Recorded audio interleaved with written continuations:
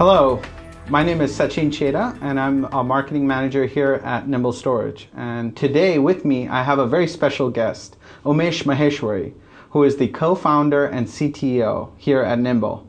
And we're talking about a topic that is very near and dear to his heart, flash in today's data center. Umesh, welcome. Well, thank you, Sachin, and hello, everyone. So, Umesh, you've talked about the concept of flash design space or use of flash in today's data center at quite a few academic conferences and industry forums. How is flash used in today's data center? Sure. You'll find that there is a large number of products out there in the market, both server-based and storage-based, that incorporate flash memory in some way. But these products differ very much from each other in how they leverage flash. And this results in fundamentally different data storage architectures. Some architectures are suitable for some applications, but might be wasteful or ineffective for the other applications.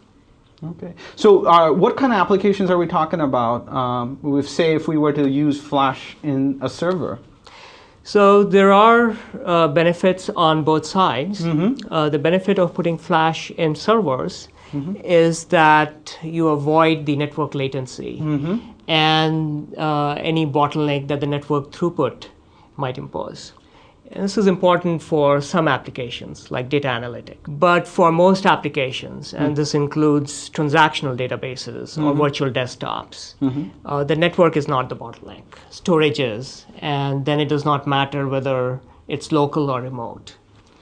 And the advantage of putting flash in storage is that way many different hosts can share the same flash. So if one server wants only a little bit of flash and another wants much more flash, that is supported. Similarly, if a virtual machine moves from one host to another, it'll still find its data in flash. And if a server goes down for some reason, the flash in it does not go down with it. Yeah, so it seems like flash is probably better suited for as a shared resource in the storage space versus on the server for most workloads, right? So how is flash used in storage? Yeah, so there are systems that contain only flash, and there are storage systems that contain a combination of flash and disk. And again, there are advantages on both sides. The advantage of a flash-only storage system is that it can provide better guarantees on latency. With a combination of flash and disk, the system can direct most accesses to flash, but the worst case means going to disk. So the worst case latency can be high. And again, that is important for certain applications, like real-time trading, where you want all latencies to be low. But for most applications, it's the average latency that counts, not the worst case latency. On the other side, the advantage of using a combination of flash and disk is that you can keep the cost of capacity down. And the thing to note here is that flash, even after all the price drops, is still much more expensive than disk. So we are talking at least 15 times more expensive. And this is the cheapest flash that is out there, right? At the same time, most of the data is cold. So think about email, where you access generally just the last few days worth of email, whereas the bulk of it is older email. And also think about snapshots, which is a great way for storing backups on the storage system without having to do lots of copying. But it works only if the storage system can store lots of snapshots. And that's not economical if you have only flash. So with a combination of flash and disk, the system can store the hot data on flash and the cold on disk. And you can thin provision flash, so to speak. Okay.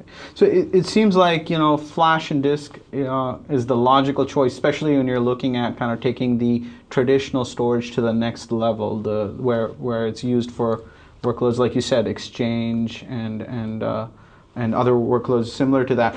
But how is Flash used with disk? Are there different ways to design in Flash in such a subsystem? That's right. So even systems that use a combination of Flash and disk can be very different in their architectures. So there are systems that will use Flash as a tier, by which I mean an endpoint of storage where data finally lands, or the system can use it to accelerate data that is already stored on disk. So with the tier, it's easier on the storage vendor. They do not have to change their storage stack. They already have one for disk, so they can use that for Flash.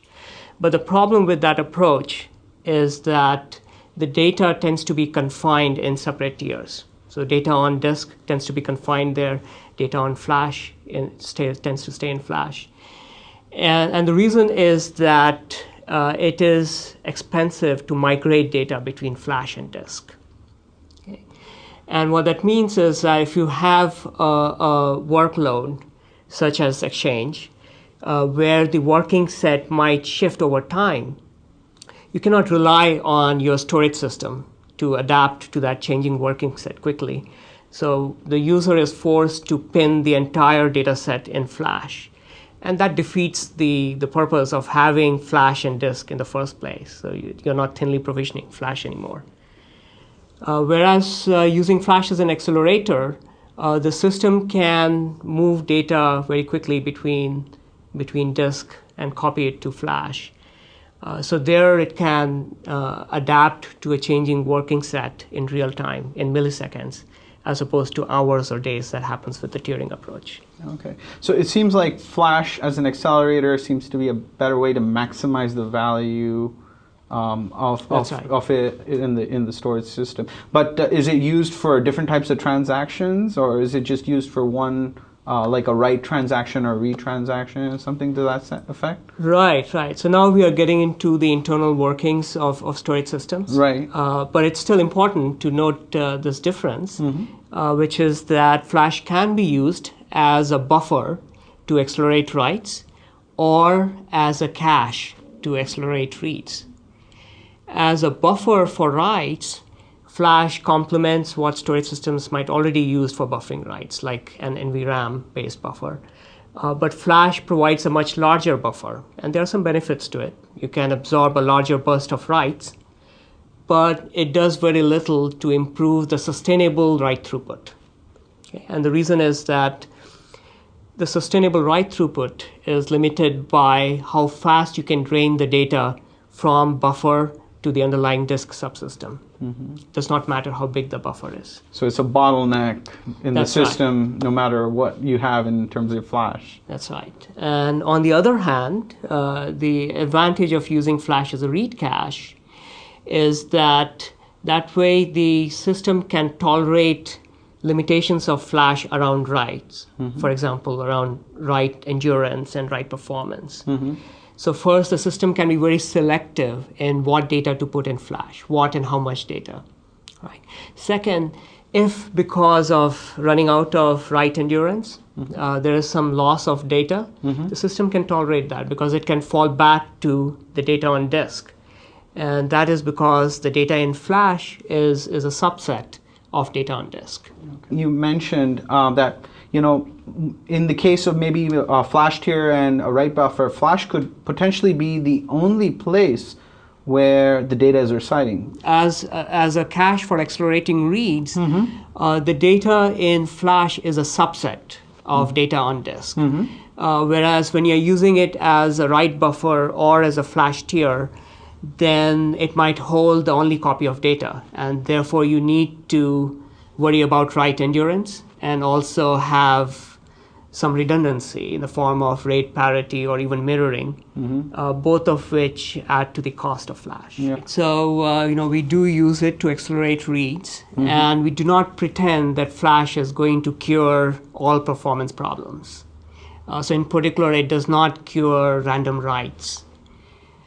For that, we have a separate solution based on how we lay out the data on disk, so which is very write optimized. Perhaps a topic for another discussion. Sure. We will get to that. So looking at this diagram, it seems like you've made all the right choices in designing the architecture for the next generation of storage. Does that sound right? That's right. We have made all the right choices. Well, thank you, Umesh. And there you have it, folks. You've heard it straight from the source. Umesh Maheshwari talking about the design of flash in today's data center. Thank you all for watching. Thank you.